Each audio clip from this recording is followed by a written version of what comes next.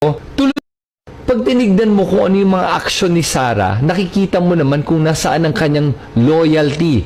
At hindi po sa Pilipinas ang loyalty niya. Ang loyalty niya ay sa kanyang mga malalapit na kaibigan at sa China.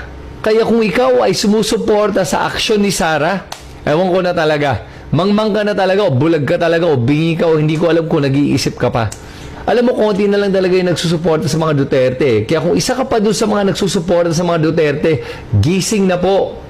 Okay lang na aminin na nagkamali ka.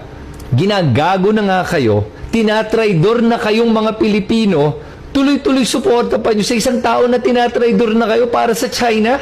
Yun yung mga mas nakakahiya, yung mga sumusuporta pa kay VP Sara. Yung ginagawa ni VP Sara ay pagka-traidor na yan sa Pilipinas at sa mga sumusuporta sa kanya. Kung naniniwala pa kayo na ang Pilipinas pa ang mali dito, alam mo, tumira ka na lang sa China, tignan nga natin. Sige, dun ka na lang. Bakit ka pa nandito? Ano pa ginagawa mo sa Pilipinas kung mahal na mahal mo ang China? Magsama na lang kayo ng mga Duterte. Pumunta na lang kayo China kung yan ba talagang gusto nyong ipaglaban.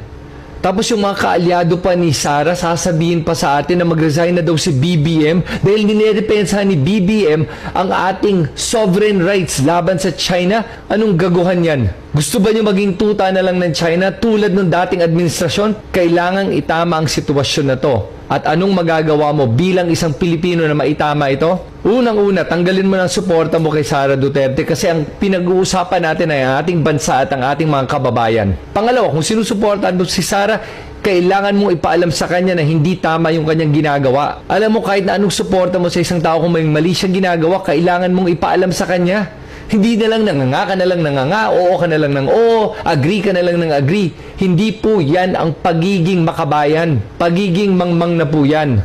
At yan